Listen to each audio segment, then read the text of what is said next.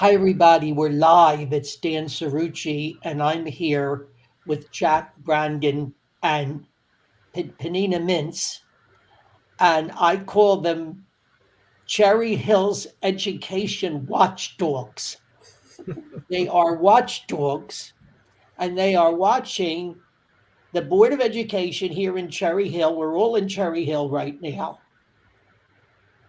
They're watching very closely what's going on, and they're watching out for your children. Or in my case, it might be your grandchildren. My grandchildren don't go to Cherry Hill schools because my kids no longer live here.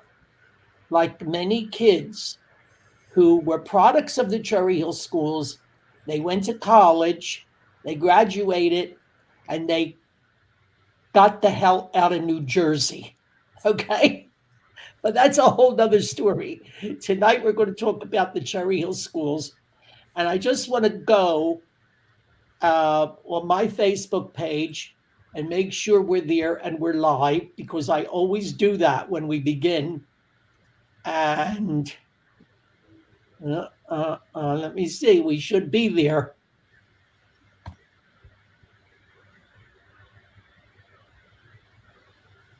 There we are. We are live. I'm going to set this to public audience, and anybody should be able to view it now on my Facebook page. And I'm now going to go to X, formerly Twitter, and make sure we are live there as well. Yes, there we are. We are live on Twitter as well. And let me say that it's also on my YouTube channel, which you can link to from my blog, dancerrucci.com. And immediately following this video cast, I will put it on my blog at dancerrucci.com. It'll be right on the top there. I will take the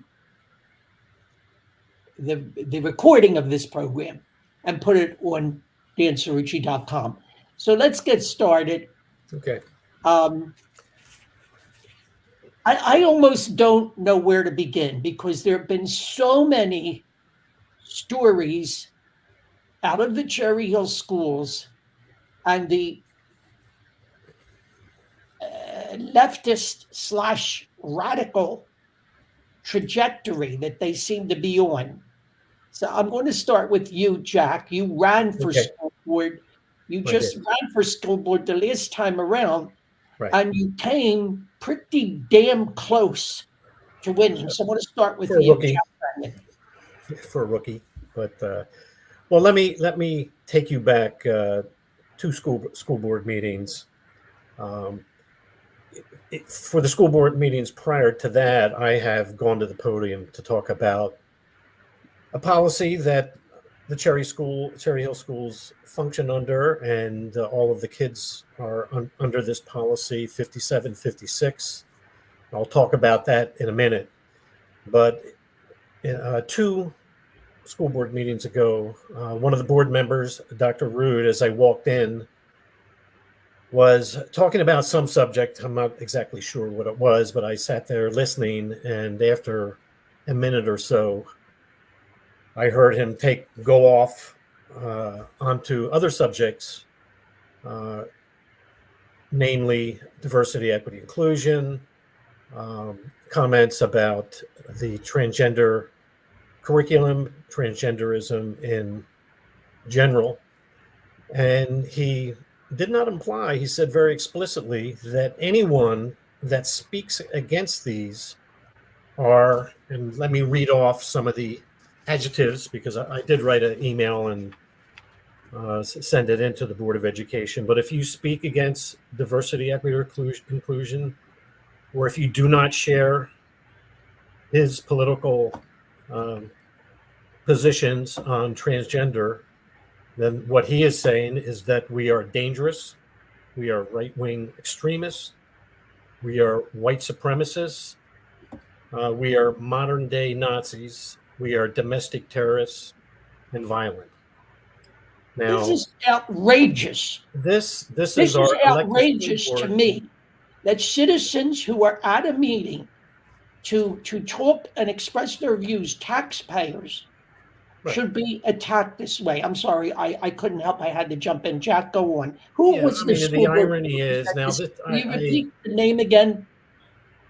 Who Dr. was this? Benjamin Rood, Who? Dr. Benjamin Rood, or of Okay, the yes, I think I saw the clip. Go ahead, Jack. the irony here is before anybody approaches the podium, the head of the school board explains that they're interested in diverse opinions and that sort of thing. But apparently, that's not the case because now we are uh, in jeopardy of being criticized by one of the board members. But the important difference here, when we speak about DEI or when we speak about the transgender curriculum, this is not a criticism of the children. This is a discussion of policy, and this is a discussion of curriculum within the K to 12 school district here in Cherry Hill. At the last school board meeting, actually at the end of that first school board meeting, I went to the podium and I wanted an apology from Dr. Rood or his resignation. At the most recent board meeting, he did not apologize, he did not resign. In addition to that, he made reference to people that think that transgender students are perverts. Now, he used that term. I never used that term, Right, nor did anybody in the public that came to the podium. That is hate speech. That is raising the temperature. All of these adjectives here, these are all hate speech. This is unacceptable for an elected board member. And it's very revealing in terms of his own level of tolerance, that he cannot engage in a conversation about this without really losing it and starting to call people names. So in many ways, this is typical of what I'll call the woke left. If you do raise a concern, especially around transgender, but basically what they're going to say is, number one, they're going to call you names. And then number two, so predictable, they're going to say, well, do you want these kids committing suicide? This is a question of curriculum and policy here. The kids are a separate discussion with their counselor, with their parents, etc. We're talking about the school system here. I don't particularly appreciate this sort of reaction from my school board member. And I'm still waiting for an apology, not to me, but to the citizens of Cherry Hill. right, right. And the So, taxpayers. We will get back to this, but Panina, I wanted to jump to you because you're a Dr. Panina Mintz. You have a doctorate. Uh, yeah, I know Panina. She is, let me categorize her as cerebral. Okay. but she doesn't speak the jargon of an intellectual. And so, Panina, I want to hear from you on this. Sure. I think what you're saying, it's kind of a combination of many years, right? Of basically a one-party rule in Cherry Hill throughout all the systems, be it on the obviously the municipality level and the school K through 12 system. And when you have one party rule for so many years, obviously you have a lot of groupthink that develops over many years. And what we're seeing now, the infiltration of Marxist ideology into our K through 12 curriculums throughout all the subjects, throughout all the systems, be it not just academia or academia subjects, but actually in your HR policies, in decisions, how you divide your budget, who gets what, and then in the selection process of who are the teachers, who are the administrations, and who are your board of ed members. So what you're seeing now for several years now, pretty much a board of education that is not representing the public, even though the public is supposedly electing them. But these individuals are pre-selected by the system. They're being put on the ballots, and the public naively goes in and votes for them, not knowing who they are and why they are, thinking that they're representing the public. But if you look at the decision process of each of these board of ed members over many years, it's a rubber stamp of whatever the administration is doing, whatever the Department of Ed is doing, and whatever the Teacher Association, the NGEA, is doing. So we do not have local controls of our schools anymore. We've lost that a long time ago. So when the public is trying to come in and speak up, they have to shut us down because they don't want that exposed. Okay. And what you're seeing now, as Jack has described, as far as the, I guess, tantrum, that one of the Board of Ed members, Dr. Ben Rood, basically completely lost control at the two Board of Ed meetings, and he doubled down in the last Board of Ed meeting. So what you have is a person like that who's ideologue. He is a political, basically, placement there. And his role is to shut down basically anyone that speaks against the policies of the schools or the teachers' unions. And so what he does, any kind of speech that you say in your 3-minute public comment, he labels that hate speech. And by labeling what you're saying as hate speech, his aim is to turn the public against you because he's using the word hate, and therefore immediately gaslights the public and making sure that nobody listens to you. And as Jack has said, we don't have any issues with the students. We do have major issues with the curriculum, with the way school funding is going on in Cherry Hill, and with the basically Marxist ideology that has taken over our schools. We just want basic education, classical education, and this is currently not happening in Cherry Hill School. It's total political education. That's all you get. Well, and the words he used and the terms he used, okay, are provocative. He's engaging in name calling, and this is polarizing. It's deliberately polarizing. Okay. Right. Now, folks, I'm talking to Jack Brangan and Pnina Mintz, and so far as you're listening to them, you can see they are not saber rattlers. Okay. They are not provocative people. They're calm. They're reasoned. And in fact, I'm a little bit more aroused. Maybe it's because I'm a passionate Italian that I'm a little bit more aroused, or seem to be. They are very calm and reasonable people that have gone to school board meetings and tried to raise some questions, in the hopes of creating a dialogue with the school board. Now, as Pnina pointed out, we have in Cherry Hill, get ready for this now, 40 years of uninterrupted one-party rule. More than 40 years, but I'm rounding it out, 40 years Right. of pretty much uninterrupted one-party rule. Now, we have a situation now, and of course, this affects the school board. Now, that they will tell you that the school board members don't run on a political party ticket, and they don't. But the school board elections are held with the general election.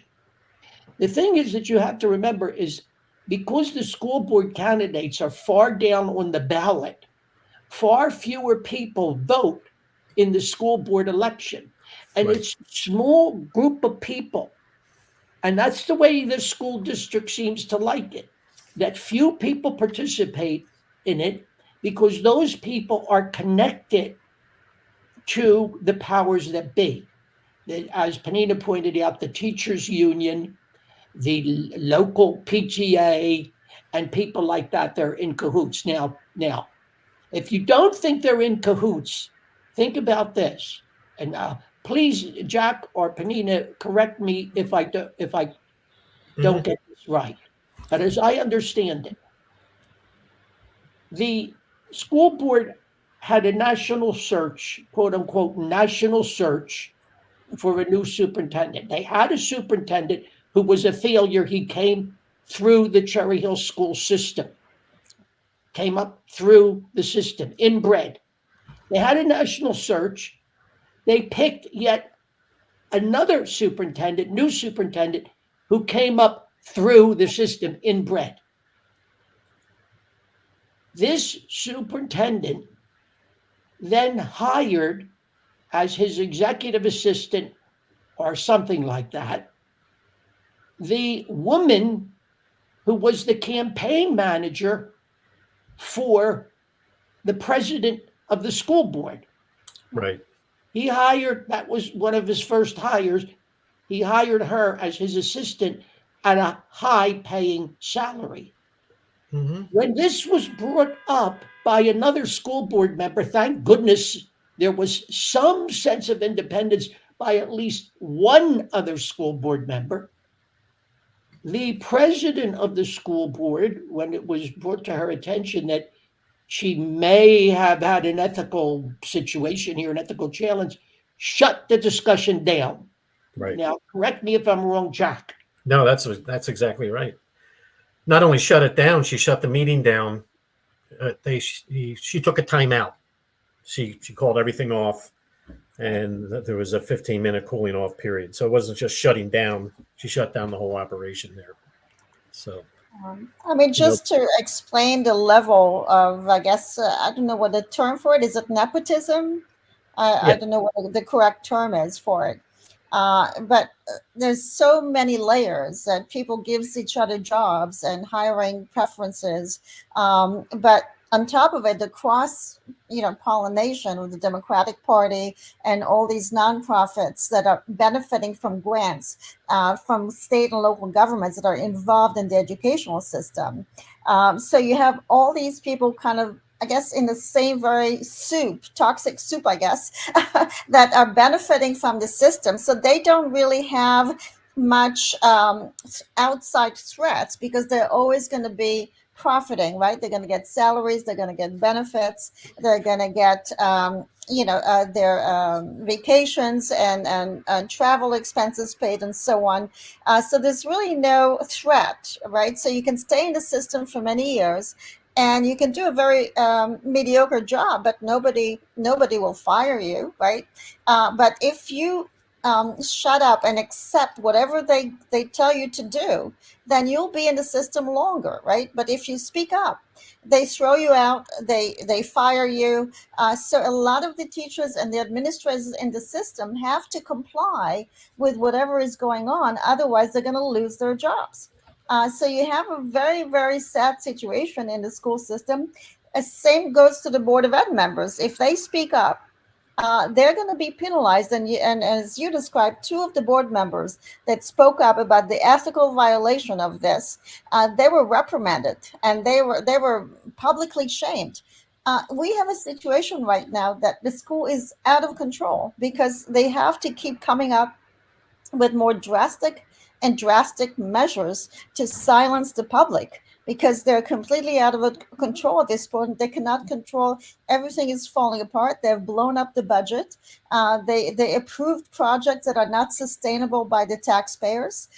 They funded a $360 million renovation budget that nobody can afford. So everything is out of control right now, and it's collapsing. So they have to become more and more authoritative in order to keep people in check. Yeah. Well, here's something I want to bring up. But Jack, I wanted to ask you. You ran for school board the last time. I'm going to get to something else, but you ran this last time. What were the sort of challenges you faced in that campaign? Well, for the most part, I mean, right off the bat. I know it is not supposed to be partisan, but the reality is in Cherry Hill, there are 3 times more Democrats than Republicans. Now, that's supposed to be invisible, but that's number one right off the bat, that there is a party difference. If you're a conservative candidate, you're going to run closer to the Republican Party. If you're liberal, you're going to be closer to the Democratic Party. So that's the reality as far as running goes. The other thing, it's really on the shoulders of that individual. You have to really pay for everything, and it's hard to get a lot of people to do the footwork. You didn't have an already intact organization behind you. No. Now, if I ever ran again, maybe that would be different. But the first time it was, the first time jumping into the pool, right? So, and then there was getting up to speed. What was going on in the school district? The thing that got me up off the couch was the sex ed curriculum that was passed by the state of New Jersey, that is being taught through 600 school districts here, including Cherry Hill. And I do want to get back to this one subject, the 5756, which is part of the curriculum. It's sort of an adjunct to the curriculum. And this policy is extremely important to the parents in Cherry Hill, and they have to pay attention to this policy because it is part of the curriculum, and their curriculum starts with gender identity in 3rd and 4th grade. Let me read out of the glossary of the New Jersey Comprehensive Health and Physical Education Introduction. Gender assigned at birth. Now, there could be nothing simpler. Did you have a boy or a girl?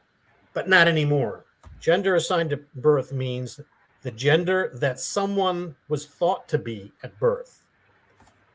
So when the doctor said to me, Jack, you had a daughter.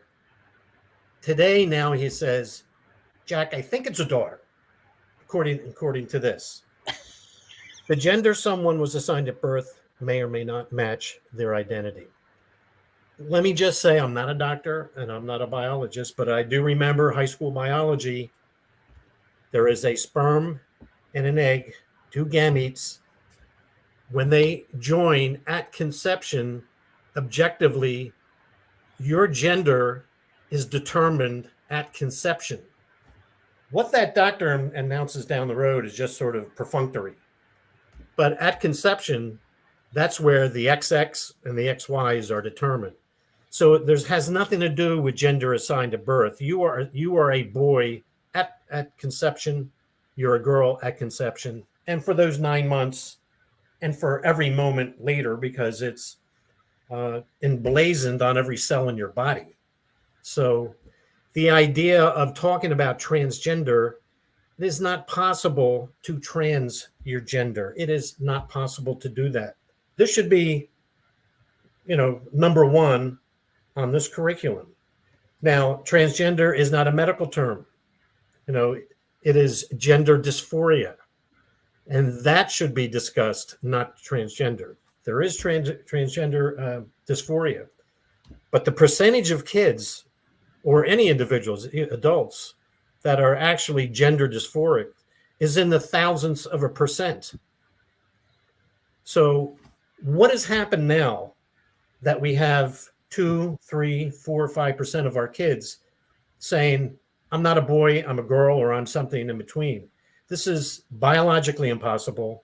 It's statistically impossible because the true dysphoric individuals are still down at 1/1000th of a percent. That has not changed. That is biology. What has changed is something else. And it's what's commonly referred to as a social contagion, which is a fancy word for copycat. That there is peer pressure. They see it on the internet. They get affirmation in school from their teachers, either explicitly or implicitly. And all of a sudden now you have 0.001, and now you're up to 2%.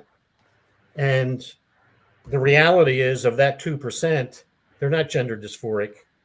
95% of them grow out of it by the time, they're into their teens or into their early 20s. So it is a contagion. It is a social lifestyle. It is not a disease. It is a psychological condition, but it's not You can't test for it. You can't take an X-ray. You can't take a blood test. This is a social condition here, and it's been brought on by the left-wing activist. And I can almost, stand for you, pinpoint the day that this happened. It was back in 2015. There was a Supreme Court case. It was the court case when the same-sex marriages were confirmed by the Supreme Court. Let's see, it was Obergefell and Hodges, something like that. It was in June. Now, this was the holy grail for gay marriage between two men and two women. Well, the activists that were in the sidelines were the trans activists. Prior to that court decision, they were fringe. But after that court decision and gay marriage was completely legalized, the trans activists now came out of the shadows. And it was from that point forward in 2015 that this march into the institutions, and in particularly into the educational institution, started. So that was June 25th, 2015 is when the trans activists got the okay. And if you remember, it was LGB, there was no T. And after the 25th of June is when the T got tacked on and everything has started. This is not biology. This is activism. So this transgender stuff is activism. It is not biology. This is the confusion. This sort of definition about gender assigned at birth, this is the poison pill that gets into the third grader's head. They don't know. Gender identity is very, very serious, and now it's serious. State doctrine, and it's in the schools. And I think this is what we talk about, the orthodoxy that's being promoted, and smacking down anyone who would possibly question this. Let me just interject here. Yeah. I was assistant township manager in Cherry Hill a long, long time ago, but I worked with an all-Republican township council and an all-Democrat township council. I happened to be there. That's why I say it was a long, long time ago, because this was when there was actually Republican control once in Cherry Hill. It didn't matter who the council persons were I was working for. I handled public relations mostly. I told them time and time again, when you sit up at that council chambers and you face the public and the public comes up to speak, you shut up and listen. Exactly. These are the people that are paying your salary. You shut up and listen. These are the citizens that are in charge. This is a democracy. Whether you agree with them or not, don't smirk, don't be condescending, don't be dismissive. Listen, and hopefully engage in a dialogue if you can. If you can't, you simply listen and treat them with respect. Let me get this out about the... You don't call them names. You don't pontificate. You don't interrupt them. As I recall, the most recent mayor of Cherry Hill was removed for engaging in that activity. Yeah. Okay. Go ahead, Pnina. So, I just want to add something. Pnina, yes, I'm sorry. This policy 5756 basically explicitly designed to confuse children and plant the seed that is basically a lie, that you can just make up whatever identity that you want to be. So you can get up in the morning, and if you want to be a girl or be a boy or anything in between, you can just be that. So that's a lie. We're lying to the children, and that's enshrined in that policy, lying to the kids. And on top of that, that policy allows the school staff to keep secret from parents. Now, that's absolutely a violation of the trust that the parents put in schools. Because when you send your child to school, you know that if, God forbid, something happened to your child, that staff absolutely have to inform you. So that policy breaks the bond between the parent and the school staff intentionally. And they're saying that if the child does not want the teacher or any other school staff to share information with the parent, they have to listen to the child and not the parent. That's a broken trust with the parent. That's basically eliminating the parents from the whole relationship that you have. That's supposed to be a three-part relationship. It's supposed to be the school staff, the parent, and the child. And now you delete the parent from that. And now the school is directly interacting with the child without the parent knowledge. Now, you can imagine what possible consequences that can be as far as safety issue for the child, safety issues for the teachers, and so on and so on. That policy is not, it's not mandatory policy in New Jersey. The school board has the choice not to adopt it. But in Cherry Hill, they absolutely adopted this policy. Why? Because they want they have Cherry Hill the first in New Jersey to be the beacon of radical left Marxism and bring these policies throughout the state. Excuse me. Yeah. No, Dan, here's 57, something I want to 56. bring up, though. There's something I want to bring up that's very important. Okay. And that is that while all this is happening, the test scores in Cherry Hill have gone down. Okay. That's right. Now I'm looking at the proficiency tests. I have it right in front of me for the district total. Okay. And they have gone down. For example, in fourth grade, proficiency. Okay. Proficiency in English has gone down from 71% in 2019 to 70% in 2022 to 63.9% in 2023. Okay. In eighth grade, in math, the proficiency level, district total, Cherry Hill schools, percent at least proficient or passing. I hope I'm reading this right, because this is pretty scary. Dropped 22.5% to 21.6. It's bad enough that it was in the 20s. Okay. See, Dr. Rude She should be standing up. He should be 28 to 19. I mean, these are not. Listen, Cherry Hill, the reason why people came to Cherry Hill in the first place, and I'm like a walking history book. I was here, I saw it. The reason why they came was for the schools. The schools were known for their academic excellence. Jack, I'm sorry. Yeah, I was going to say,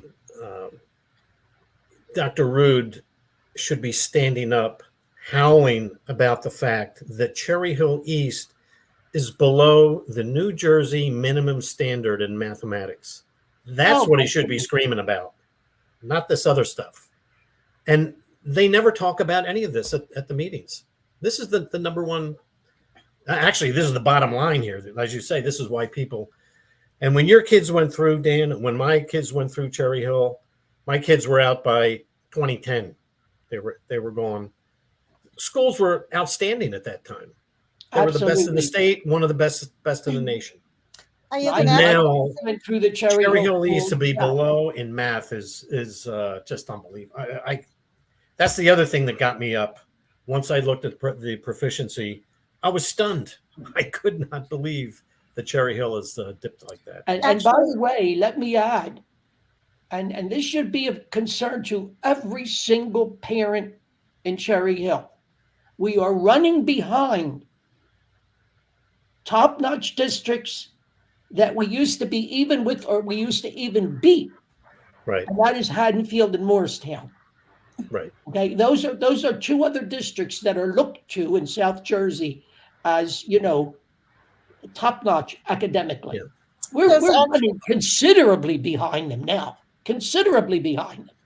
Right. And there's actually a graph that I posted, I think a year or two ago, where you can actually see that Cherry Hill academic scores, both in math and reading and writing, were pretty high up there. And then upon the hiring of Dr. Malosh in 2015, you started to see decline. From 2016 scores, so 2015 scores were still good scores, and then you see starting decline from 2016 onward. And the reason being why our scores are being declined, as Jack has intimated, is that there's absolutely no focus in academics in Cherry Hill. Actually, there's a war on merit. There's a war on academics. And what they are replacing academics with is political ideology. The diversity, equity, and inclusion, which should be called discrimination, exclusion, right, and intimidation.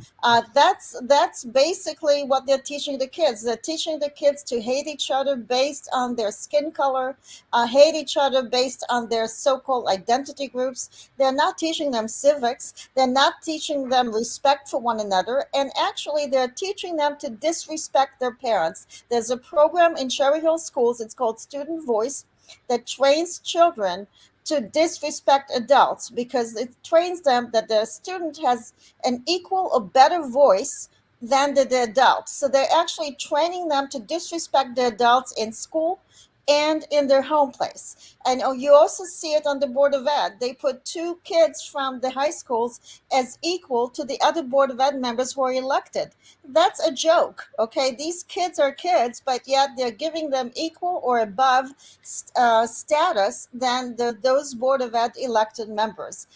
So what you've seen over the past 4 years, since the hiring of Dr. Malosh and continuing now with the hiring of Dr. Morton, a serious decline in academic scores that absolutely are the outcome of neglect of academics in Cherry Hill and replacing them with basically Marxist indoctrination of the children.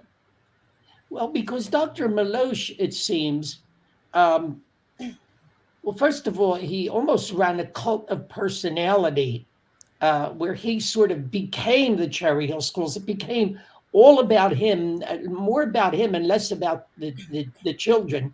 But also, he latched on to all of these, how should I put it, in vogue programs, emerging programs that would bring him notoriety in the education community among the liberal and leftist thinkers in the education community, without much regard for how it was affecting academic excellence, it seems to me. Yeah. Yeah, go ahead, Jack. Yeah, I wanted to circle back to 57, 56 for a minute, because go ahead, Jack, please. There are three components to this that parents should know about. And the first one, Pnina already alluded to. And what that means is that any child that is questioning their sex for whatever reason, if they choose to change their gender designation on all of their school documentation, they can do that legally without the knowledge or consent of the parents. They can also have their pronouns changed, how other kids and teachers address them in the school without the parents knowledge or consent. So that's the first part. And it's for the activists that are trying to drive a wedge between students and parents. This was a huge win for them to be able to make this gender transition in school without parents' consent is a huge win for them.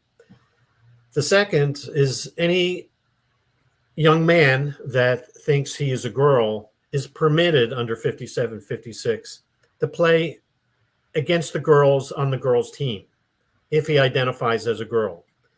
So now you have a young man with greater muscle mass, greater lung capacity, greater bone density, playing in sometimes contact sports with girls. So you not only have the safety factor, which I know we have all heard about the injuries from time to time. And we also hear about girls that are getting cheated out of scholarship opportunities, opportunities to maybe to Olympic trials. They get touched out by a guy. So the boys can play with on the girls' team. And then the third thing under 57, 56, if he identifies as a girl, he can go into the girls' locker room. He can change, shower, do whatever he wants. And parents should remember, they may be aware of this with the college swimmers, but a lot of times these locker rooms, you're going to have little girls in there that are 7, 8, 9, 10 years old in these locker rooms. And you're going to have a guy fully intact walking around.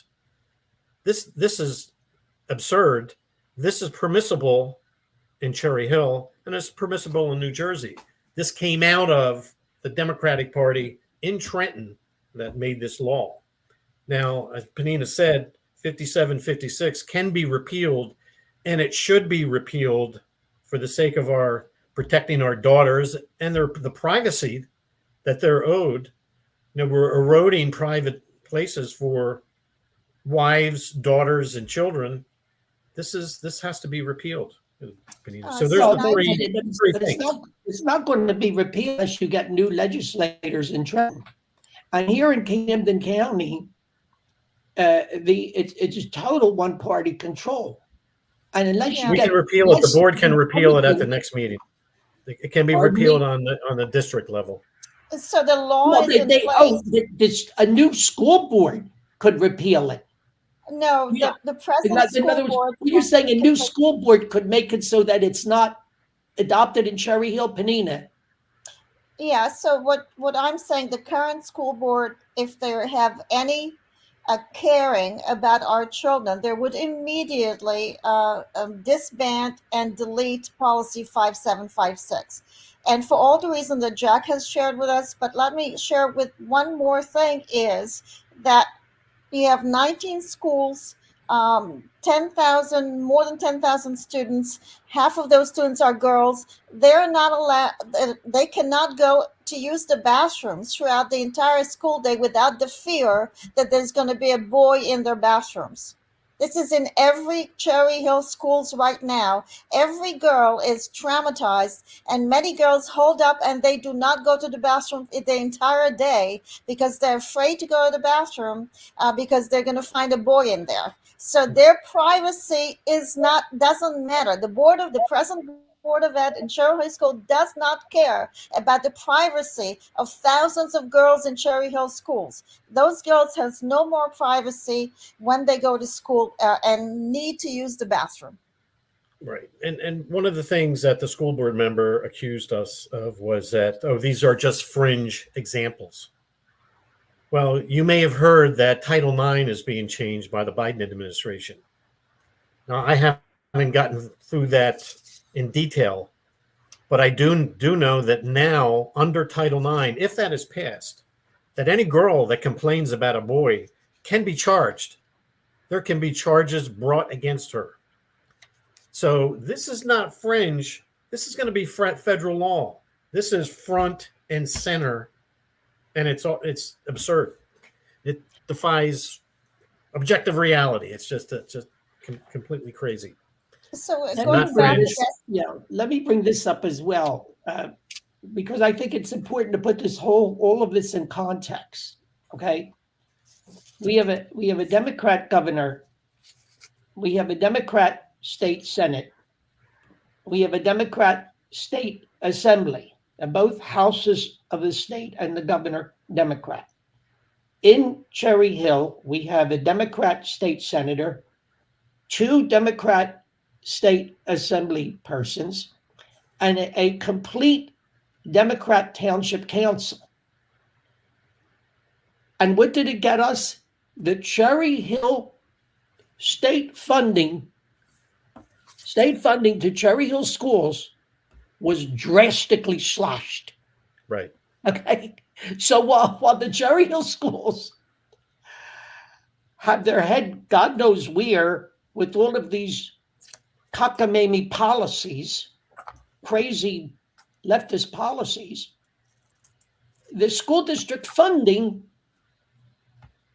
by the very Right. party and sentiments that they support, drastically slashed. Right. Now, It's a problem now because we not only got a tax increase for the bond issue, but we've got to make up the $6 million. There's going to be a tax increase on top of a tax increase. This is bad planning. and of course, the school board was reluctant to cut anything out of the budget or to eliminate any of the many administrators and assistant superintendents that they have. Most of the administrators are top 5 or 6 are in the 200,000 on up. So they're making good money here in Cherry Hill. So you can see that the number of students in Cherry Hill has not really changed very much over many years. But you can see that the number of administrators have grown exponentially. Basically, you have 7 to 8-fold administrative load right now. The number of teachers is still pretty similar. Number of students is similar, but number of administrators across the board have increased dramatically, and that's where most of your money goes to. But aside from that, they gave contracts to all their friends, right, in different companies that are subcontracting into Cherry Hill schools. So we are paying money to all these consultants and all these other companies that are coming in and doing surveys on our students and selling the data of our students to outside, people that are paying them for that. So there's a lot going on in Cherry Hill. They're selling student data, private health data to contractors like the medical, hospitals. They have affiliations with universities that are doing all types of research on our students without parental consent. So there's a lot going on that the public doesn't know.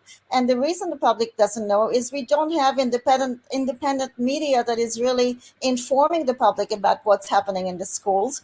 And then on top of it, the Board of Ed meetings are intentionally designed to be so long that the public will not attend them. Nobody in his right mind will sit there for 4 to 6 hours for every Board of Ed meeting. That is nonsensical. Okay, so there's really no transparency when it comes to the whole system. $250 million in school budget that the taxpayer is paying are going to waste, and we don't even know where it's going. Nobody has an account of where the money is going. When somebody does come up to speak after waiting that long at a school board meeting, and I have spoken once or twice, when they do come up to speak, they're only given 3 minutes. And boy, they really enforce the 3 minutes. I mean, when you're 3 minutes, they'll cut your microphone off. They do. If they don't interrupt you during the 3 minutes, mind you, you could be talking during your 3 minutes, and they interrupt you and take away from your 3 minutes. Right. And then during the end of your 3 minutes, they cut you off. Let me ask this. Hasn't anybody thought of this? I mean, like I said, I spent my whole life in public relations. I graduated from Rowan University with a master's degree in public relations, concentration, school communication. Okay? Hasn't anybody thought to hold a series of education town halls, school district education, school district, school board, education town halls in various schools in different parts of the district? Actually, if we can just dip into politics a little bit here, we have 2 Republican candidates, Adler and Russo. Part of their platform is exactly what you're talking about, is to have town hall meetings that includes maybe get the superintendent and the mayor in the same room and let's talk. Now, I understand that legally they are separate entities, but they do influence each other. They cannot operate independently, like they don't know that the other one exists. They need to have a dialogue. They need to be communicating. What our platform? Remember when they had the situation about safety in the schools, and the former Mayor Khan, came to a board meeting, and that was considered like a big thing. Like, why hadn't they been talking about it before then? This is what we want to do on a monthly basis. The school board on the spot and said, look, whether you want it or not, we are going to put policemen in the schools. Right. So you're exactly right, Jack. That kind of dialogue should be going on all the time, shouldn't Absolutely. There are, there are issues of crime that affects schools. When there's student unrest for whatever reason, the township has to know about it. They have to participate in the solution. Right. They can't act independently like they're in outer space somewhere. They got to be part of Cherry Hill. They have to be part. They have to know about the problems and be part of the solutions. Well, so that's one of our platforms. We also want to know with all the businesses in town why our taxes aren't going down. Why with all this business, where's all the money going? We want to know about that. So these are, it's beyond just the schools. And, do we need another Wawa? Do we really need another Wawa in Cherry Hill? I don't think so. So I love coffee and I like Wawa, but we don't need another one in town. Well, so anyway, I'm glad to hear, that somebody has an idea. I mean, it seems to be so obvious that and our roads, what's going on with our roads? Come on. It seems to me that the new superintendent should have, let's say, what you call town hall listening hours. Yeah. In the evening when normal people can attend, okay, in the schools, in different neighborhoods, when he would come out and the school district really make an honest, concerted effort to bring out people who don't ordinarily come to these things, or to loop them in like we're doing the last thing that they want. StreamYard or Zoom, and have these kinds of dialogues. They don't want a bright light shining on the. They really, I think, definitely are. Not only that, but even after that, you share information with them, they do not answer you. It's a one-way conversation. They never answer your questions. They never offer solutions. They just let you vent and hope that you go away. And that's year after year after year. Parents that have kids with special needs have been completely ignored in Cherry Hill schools. Okay. And this is, and now you have all the other stuff with the girls and many other problems that we have in Cherry Hill. Everything is being ignored, and they just keep doing what they want to do because they can. Nobody's going to stop them. So why wouldn't they? Because they control everything. Let me attest, Pnina, that I did send an email. It was a very respectful email raising some questions to the president of the school board. She never answered me. I mean, it wasn't even, in other words, I didn't even get an acknowledgement because the bulk of our taxes, the overwhelming amount of your taxes goes to the schools. I don't know what percentage is of your property taxes. It goes to the schools. That's where the bulk of the taxes go. Right. So in other words, she never even answered and said, this is to acknowledge your email, thank you so much, I'll get back. And that could have been like a robotic answer that, that could have been pro forma given, I will get back to you, or please talk to so-and-so, or this or that, or just in the mere basic acknowledgement of my email, of acknowledgement of me as a taxpayer. No. They have no respect for the public. They have no respect for teachers. They have no respect for students. It's all virtue signaling. It's a lot of lip service. But just look at their actions. The actions show severe disrespect to the taxpayer, to parents, to students, and teachers. And they get away with this because they can, until enough of us show up to Board of Ed meetings and hold them accountable. That's the only way that we're going to change things. Not only that, as we started the program with Dr. Ben Rood, they're so entitled and so protected that they can say the vilest things, the vilest accusations of defamation and libel of the public and get away with it. But not only that, the president of the board and the another board member, Joel Mayer, Miriam Stern, supported Dr. Ben Rood. So 3 out of the 9 board members are in complete agreement that anyone in the public that speaks up is a modern day Nazi. Right. Well, listen, I'm I'm glad we had this discussion. I hope it alerts more members of the public and brings about an airing. Like I say, we've been live on Facebook and Twitter. It's going to be on my website at dancerucci.com.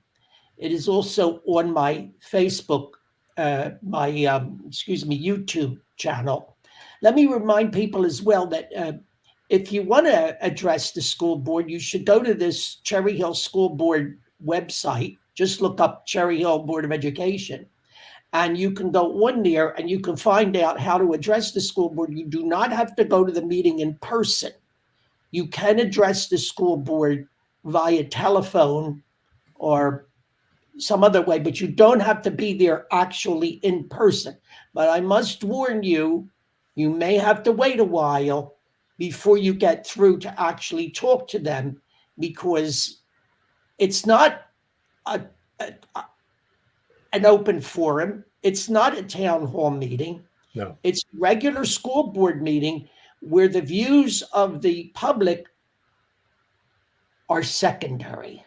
Right. They really need the town halls. They need the town halls. Right. So maybe if one thing comes out of this tonight, it will be that maybe that it'll plant a seed in their heads. We ought to do a town hall, and I don't mean a cosmetic town hall where they bring out their troops. If people at Cherry Hill are pretty smart. This is a pretty aware and intelligent community. They can figure out when something like that's happening. I don't mean a rigged town hall. Right. I mean a real town hall. Well, if the folks vote in Anna Adler and Judy Russo, this is on their platform, is to get the town halls. We were pointed more towards township, with the head of the zoning board, the tax collector, the mayor, head of the police department, police chief, and the superintendent of schools. We'd love to see them have a monthly. Be up there and answer any questions you might have. Yeah. These are the people that are in charge. These are the people that you're paying. There are a lot of questions that people have. Lots of questions. And with the school board, at the last school board meeting, we got there at 6:30. It was 10:30, maybe even later by the time we actually got an opportunity to get to the podium. And then it's 3 minutes, and it's not a dialogue. You just talk and then sit down. So, well, thanks for waiting several hours. Here's your 3 minutes. Now get the hell out of here. in so many words. And actually, in past Board of Ed minutes, they actually shut your mic down and wouldn't even have to let you the 3 minutes that you deserve. So they shut you down and basically took away your right to free speech. So they already have that on record with 3 different individuals. And it's not a good track record for Cherry Hill Schools. It's very, very sad that we do not have the leadership that we deserve. Right. With the young parents, I understand completely. You got both parents working and that sort of thing. And I get that 100%. But the schools are not like they used to be, where you could hand your child over in good faith. You cannot do that now. You have to make time, to get involved with even PTAs. Just get involved somewhere and understand what your kids are doing in school. And you have to pay attention. You have to pay attention. And that's one of the reasons why we did this tonight. Well, Jack and Pnina, I want to thank you. We're just about an hour, 58 minutes in. I'm going to bring this to a close, and we'll do this again. And I want to thank both of you for being here tonight. And I want to thank you for giving us the opportunity to kind of shine a little bit of light about what's happening in Cherry Hill Schools. Yeah, it's much appreciated. Thank you, Dan. Okay. Thanks. Good night.